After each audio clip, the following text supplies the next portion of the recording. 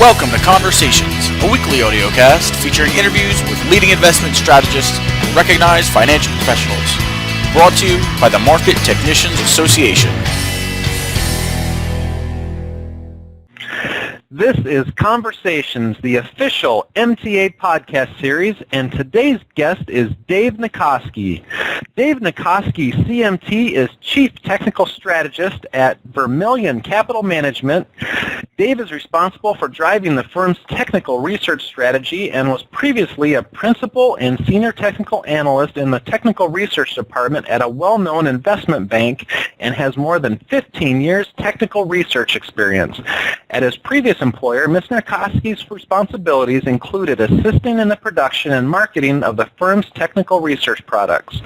Mr. Nicoski attended college at the University of Minnesota in Applied Business Program and Carlson School of Management. Mr. Nicoski holds a Chartered Market Technician's designation. Welcome to the program, Dave. Thank you. Thank you for having me on. Tell me about your background. What attracted you to the financial markets, and how did you become fluent in technical analysis? Well, I think as you go through those college years, you're often told that technical analysis is something that one shouldn't look at. But I started off my career as an internal auditor at an investment bank here in the Midwest, and went on to the equity capital market side and studied under my father, whom was Edward Nicoski, who's quite well known. And along that lines, I took I think a deeper, in-depth view to technical analysis, and I believe that there's much more that you can inherently gain by looking at a number of different areas of the market and come to a conclusion, rather than attempting to do fundamental research on one single company that can take you quite some time to do. So I think the tape or the direction of stocks, especially on a sector and group basis, can identify trends out there that can help establish at least what the fundamental analysts are putting together as they themselves move the stock. I think that while certainly earnings go a long way to point the direction of a stock, I think it's the actions by those that are looking at the earnings really induce a stock's movement, whether it be up, down, or sideways. So, working for your father, I have a flood of questions coming to my mind. First, who do you complain about at the end of the workday? But did you follow in his footsteps as far as discipline, or did you go off in a different direction? Yeah, I think those are great questions. The discipline that he taught me was to utilize relative strength, and that's something that we continue to do here at Vermilion Technical Research is apply relative strength aspect to the market by breaking it down into various sectors and groups. Over the long term, I think relative strength is by far one of the best tools in the marketplace, because it does identify leadership historically much further in advance than what the market might be seeing as a whole. But by breaking it down into specific sectors and groups, it can help to identify secular leadership, whether it is in a sector or group. We often, get mired in, are we in a bull market or bear market? And I do believe that we do have bear and bull markets all the time. It's just in different places. It doesn't always repeat itself, but you certainly can identify them by utilizing relative strength. I've stuck to those principles. That's something that we continue to do here at Vermilion. I also have another team member, Shelley Moen, who also worked with my father for many years, since 1983, and she's also a very valuable member of our team. I want to come back to relative strength, but Okay. sticking with working with your father. When was the point where you felt like you had been pushed out of the nest, so to speak, and you were your own analyst and you were out from the shadow of your father? Does that question make sense?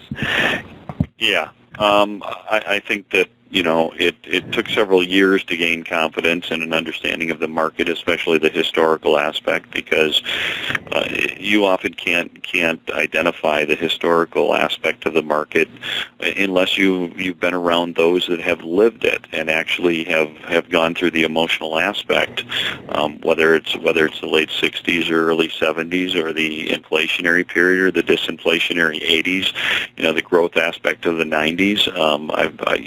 I started my career back in '87 in terms of working with technicals, but it went even years back before that I was, hand drawing charts. As you got into the business in the '80s, it was often the case that you just didn't have a PC on your desk and you didn't have a charting software package. You had to develop your own packages throughout time, but prior to that, everything was pencil and a paper, and you had to draft your own sector and group work by hand. So coming back to relative strength, we had Michael Carr on the podcast earlier this summer and talked about a lot of different ways to measure relative strength. And in his book, he talks about roughly a dozen different ways that you can do it. What is your preferred method of measuring relative strength in the work that you do? Well, we put together our sectors and groups in a fashion, I think, different than what the market does. Whereas you have historically the S&P groups or even the GICS codes, you're offered 10 sectors. We broke it down into 12 sectors. And by doing that, we calculate the unweighted and weighted sector indices, as well as we broke down the groups into unweighted groups, and then we break it out by large cap, mid cap, and small cap, and micro cap in those groups that you can actually, where you have enough names that can participate in that. I think the uniqueness is that, when you look at something like the S&P groups, for instance, you have, which I think we looked at a long time ago and said this just doesn't make sense, where you have something like a Ford and AutoZone in the same group. To me, that's not a group. Those two, directly are not direct competitors, but one tends to do better in a recessionary time, and one tends to do better in a growth time. And I think that's the aspect of doing your own group work and identifying those trends in an earlier stage than what a group like that would look like. So I think that the aspect of what we do with relative strength is we compare all of our groups against the what we refer to as the Vermilion Index, which is literally all the stocks in the market calculated on an unweighted basis. It's much more like the Wilshire 5000, and then determining where strength is by sector and by individual groups.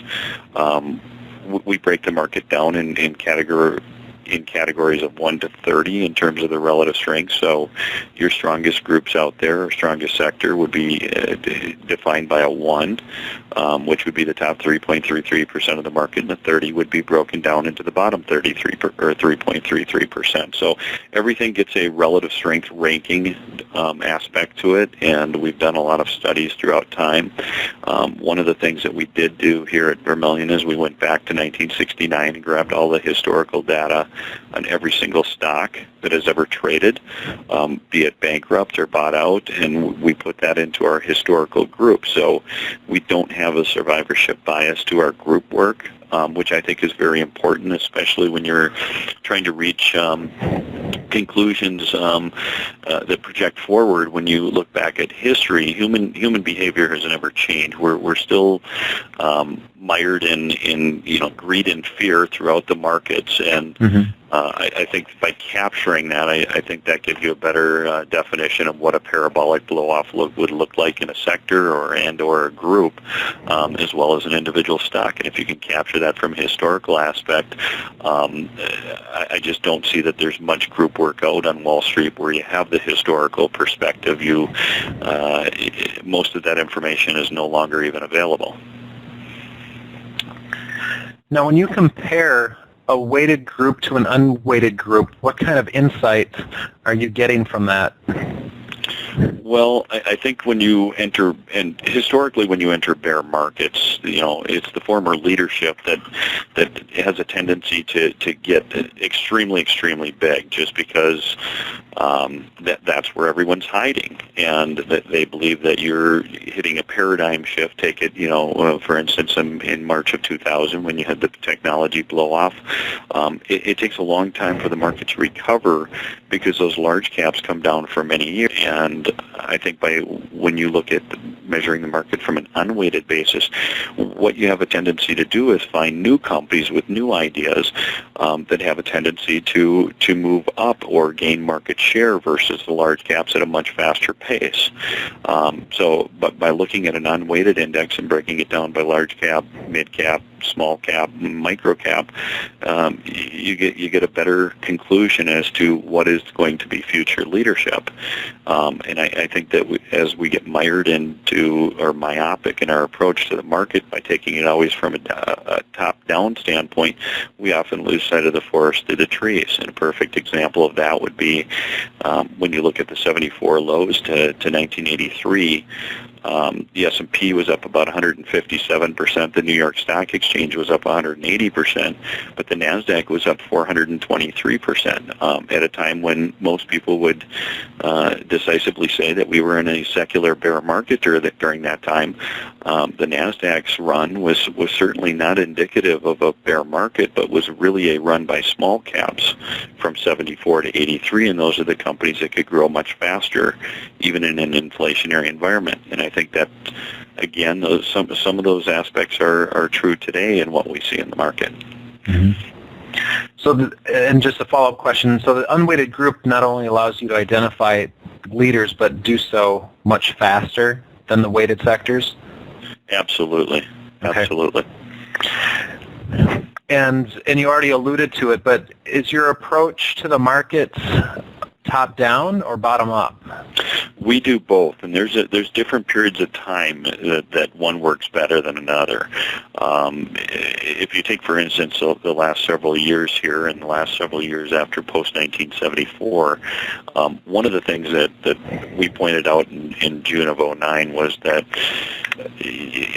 there's a period after a secular bear market where the market as a whole cannot define what type of period we are in, and that may be broken up by inflationary, disinflationary, or deflationary. And those same characteristics from that we've seen over the last 3 years are exactly mimicking what you saw from 74 to mid-77, and that was that sector rotations occur very, very fast and very frequent. We've done a lot of back testing, and again, we have the historical data, so it's back testing on real numbers, is that leadership it has a tendency to be there for 8 to 10 weeks and then rotate into another sector. And I think as most portfolio managers, as well as you see the latest statistic from hedge funds, that only 11% are beating the index, and most of that is due to very fast sector rotations, which creates confusion, it creates anxiety, and I think what we're seeing here by mutual funds right now is there's a great degree of slowing down the trading, and you're seeing this trading is ending up in being in low volume, which is an apathy type of period where everyone's tired of chasing things for a multi-week move or multi-month move at best.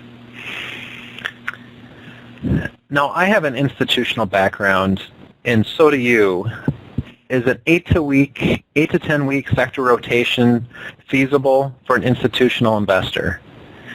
No, it's not, and that's why you're seeing more mutual funds just slow down the trading. They'll try to do some degree of sector timing, but what we're seeing now is everything is based. All investments are on a sector basis, at least at this point in time, are cyclical and not secular, and that's the period we're trying to get through, is to determine whether or not we're still seeing disinflation, deflation, or inflation, and perhaps even stagflation.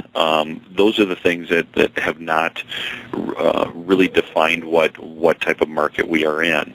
When you look at sectors, we can certainly we can all point to what we would invest in any of those scenarios. The problem is we have so many different winds blowing depending on the sector and the group, and that is what I think is being much more difficult. So this is where it comes into the bottoms-up approach, and you can define and look for individual companies that are excelling, and that was the same exactly what we saw from 74 to mid-77.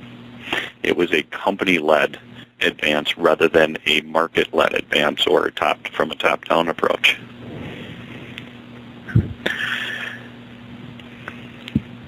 So from a sector rotation standpoint, you can't, are you saying that when we're in these fast sector rotation times, you can't invest sector-wide, you have to go to the name level to participate in long trends? Yeah. Well, most mutual funds cannot rotate into these sectors fast enough. They're moving far too much money.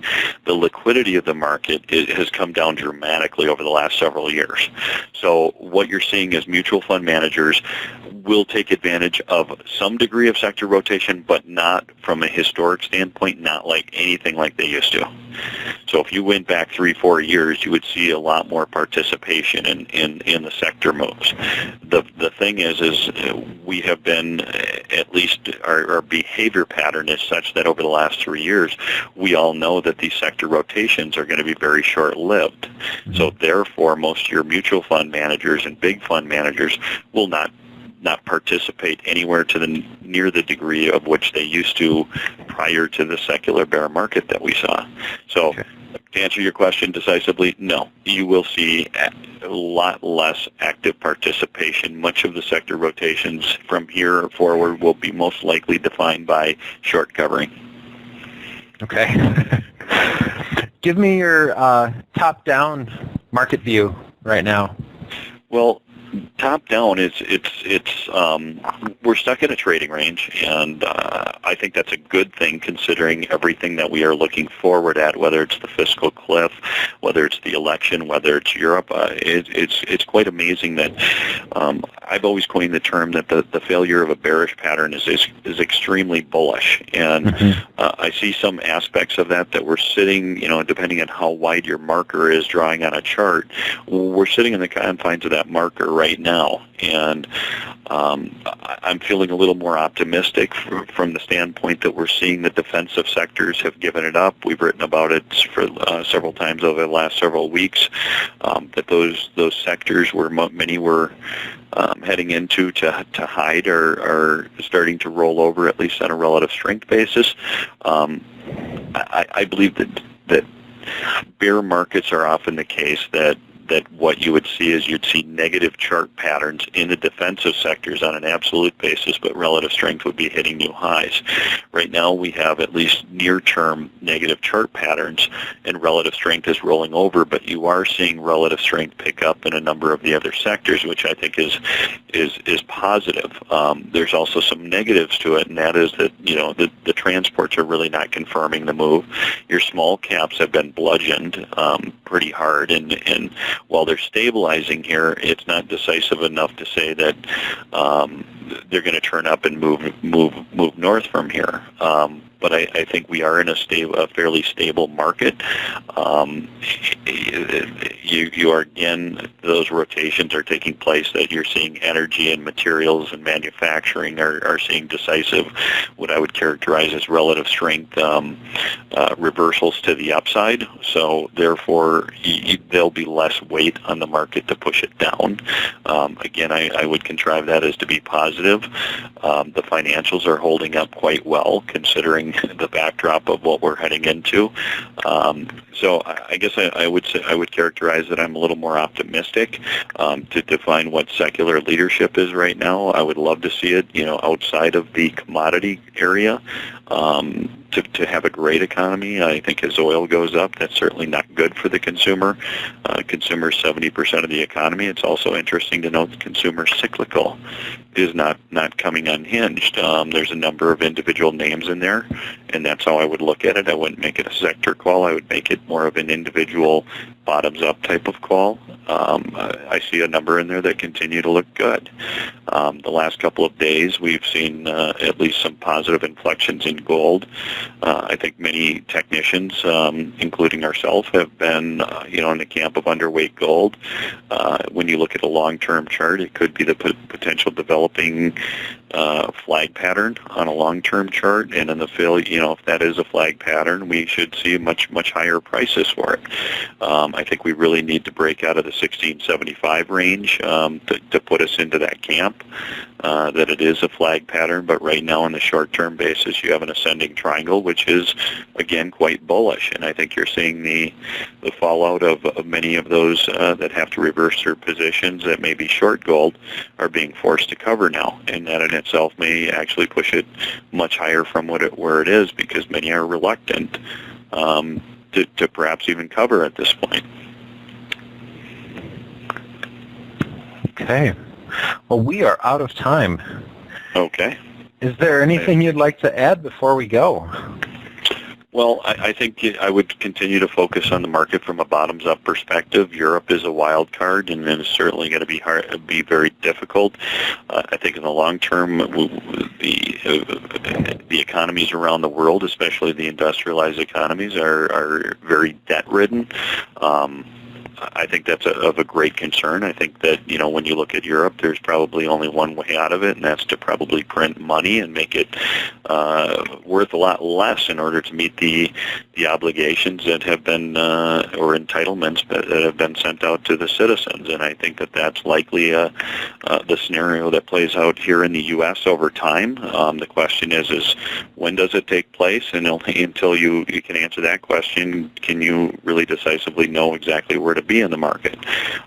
With that, I think that we are seeing some at least early warning signs in the commodity area of the market that would be perhaps indicative of a QE3 likely on the horizon.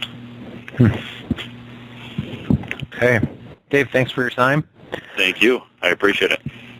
Today's guest has been Dave Nicoski, and that concludes today's MTA podcast. From LexingtonCapitalLLC.com, I'm Lance McDonald, together with recording engineer Shane Skwarek at the MTA, reminding you that price is always right.